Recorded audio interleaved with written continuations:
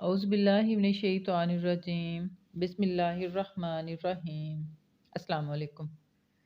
چنانچہ حضرت سلیمان علیہ السلام نے کچھ ہیرے جواہرات بدل دیے اور کچھ رنگ و روغن میں تبدیلی کر دی تاکہ بلقیس کی آزمائش کریں کہ وہ اپنے تخت کو پہچان سکتی ہے یا نہیں۔ ملکہ سبا بلقیس جب حضرت سلیمان علیہ السلام کے دربار میں حاضر ہوئی تو اس سے پوچھا گیا، اہا کازا عرشو کی قالت کا انہو ہوا و اوتین العلم من قبلہا و کننا مسلمین۔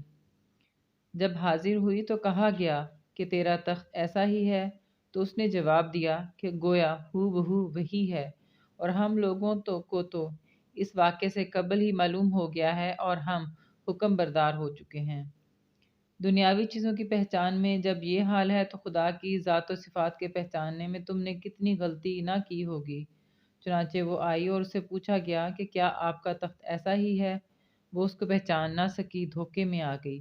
کہا، ہاں میرا تخت بھی ایسا ہے۔ اس کو اس کے مشابہ بتلایا، یہ نہیں کہا کہ یہ وہی تخت ہے۔ اس پر اس نے بطور معذرت کہا، وَأُوتِينَ الْعِلْمَ، کہ حضور ہمیں کیا آزماتے ہیں، ہم کو تو اس حالت سے پہلے ہی معلوم ہو گیا کہ آپ بڑے طاقتور ہیں اور برگزیدہ ہیں۔ وَكُنَّا مُسْلِمِينَ، اور ہم یہاں حاضر ہونے سے پہلے ہی آپ کے فرما بردار ہو چکے ہیں۔ بعض مفسرین کہتے ہیں کہ وَأُوتِينَ الْعِلْمَ حضرت سلیمان علیہ السلام کا کلام ہے کہ ہمیں پہلے ہی معلوم تھا کہ تو نہ بتا سکے گی اور ہم ہمیشہ سے اللہ کے فرما بردار ہیں۔ وَصَدَّهَا مَا كَانَتْ تَعْبُدُ مِن دُونِ اللَّهِ إِنَّهَا كَانَتْ مِن قَوْمٍ كَافِرِينَ، اور اس کو اب تک ایمان لانے سے اس چیز نے روک رکھا تھا جس کی وہ اللہ کے سوا عبادت کرتی تھی، کیونکہ وہ کافروں کی قوم سے تھی۔ حضرت سلیمان علیہ السلام نے اس کو غیر اللہ کی عبادت سے روک دیا۔ بلقیس کو ایمان لانے سے آفتاب پرستی نے روکا ہوا تھا۔ بہرحال اس سے کہا گیا کہ اس محل میں داخل ہو۔ پھر جب اس نے محل کے صحن کو دیکھا تو اس کی لہریں پڑتا ہوا پانی سمجھا، اور اس نے اپنی دونوں پنڈلیاں کھول دیں۔ سلیمان نے کہا، یہ ایک محل ہے جس میں شیشے جڑے ہوئے ہیں۔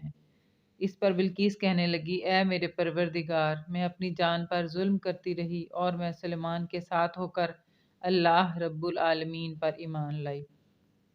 حضرت سلیمان علیہ السلام نے ایسا محل بنایا تھا جس کا صحن پانی کا حوض تھا، جس میں رنگ برنگی مچھلیاں تھیں، مگر اس کو صاف اور بلوریا سفید شیشے سے پاٹ دیا تھا اور اس کے اوپر سے آتے جاتے تھے۔ جب بلقیس کو دربار میں بلایا تو اس محل کے صدر میں تخت بچھوا کر اس پر بیٹھے بلقیس کو آنے کا حکم دیا، جس کا راستہ اسی حوض پر سے تھا۔ شیشہ و بلور میں پانی کا لہرانا اور مچھلیوں کا پھرنا دیکھ کر یہ سمجھی کہ یہ حوض ہے، اس لیے پنڈلیوں سے کپڑا ہٹایا تو حضرت سلیمان علیہ السلام نے فرمایا، یہ پانی کا حوض ہے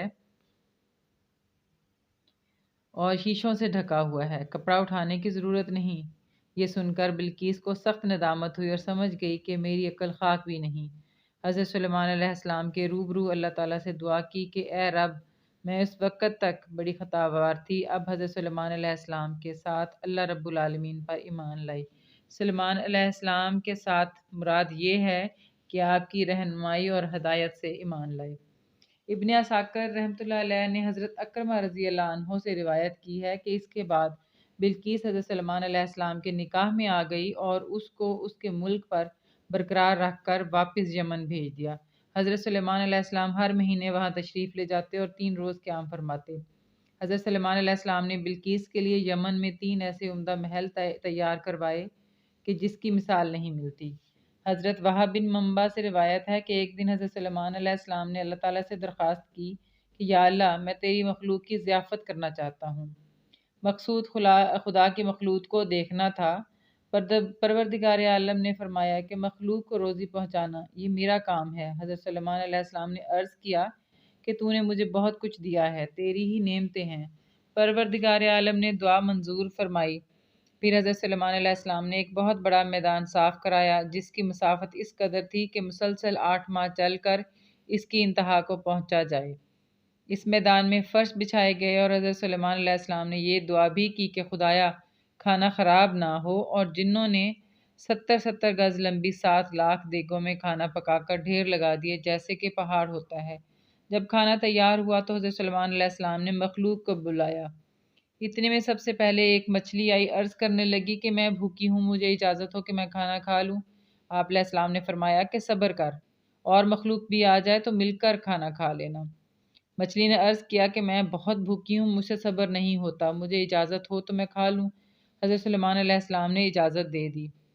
وہ مچھلی تیار کیا ہوا تمام کھانا ایک ہی لقمے میں کھا گئی۔ حضرت سلیمان علیہ السلام حیران ہو گئے۔ ایک روایت میں ہے کہ مچھلی نے کہا کہ مجھے خدا روزانہ ایسے 3 لقمے عنایت فرماتا ہے، آج ایک ہی لقمہ ملا۔ حضرت سلیمان علیہ السلام نے کہا کہ جو میں نے ساری مخلوق کے لیے کھانا تیار کیا تھا وہ تو سارا کھانا تو اکیلی ایک ہی لقمے میں کھا گئی۔ مچھلی نے کہا آج آپ کی دعوت ہے، آپ مجھے سیر کرائیں۔ مچھلی نے کہا مجھے سیر نہیں کرا سکتے تو ساری مخلوق کو کیسے سیر کرو گے؟ بس اسی وقت حضرت سلیمان علیہ السلام سجدے میں گر گئے اور خدا کی جناب میں اپنی ناتوانی کا اقرار کیا۔ ایک دن ہدہد نے حضرت سلیمان علیہ السلام سے کہا میرا ارادہ ہے کہ آپ کی میزبانی کروں۔ حضرت سلیمان علیہ السلام نے کہا صرف میری؟ ہدہد نے کہا نہیں، بلکہ آپ کے ساتھ آپ کا پورا لشکر فلاں دن فلاں جزیرے میں میرے مہمان ہوں گے۔ چنانچہ حضرت سلیمان علیہ السلام نے دعوت قبول کر لی اور معینہ وقت پر مقررہ جگہ جا پہنچے۔ ہدہد وہاں موجود تھا۔ ہدہد نے اڑان لی اور ایک ٹڈی کو شکار کر کے لے آیا، پھر اس ٹڈی کو سمندر میں ڈال دیا اور مخاطب ہو کر کہا اے اللہ کے نبی، آپ اپنے لشکر کے ساتھ تناول فرمائیے، جس کے حصے میں گوشت نہ آئے اسے شوربہ تو مل ہی جائے گا۔ اس مزاح کا خیز مہمانی کو حضرت سلیمان علیہ السلام اور آپ کا لشکر 1 سال تک یاد کر کے ہنستے رہے۔ ربنا تقبل منا انک انت السمیع العلیم۔ ویڈیو بس یہیں تک تھی۔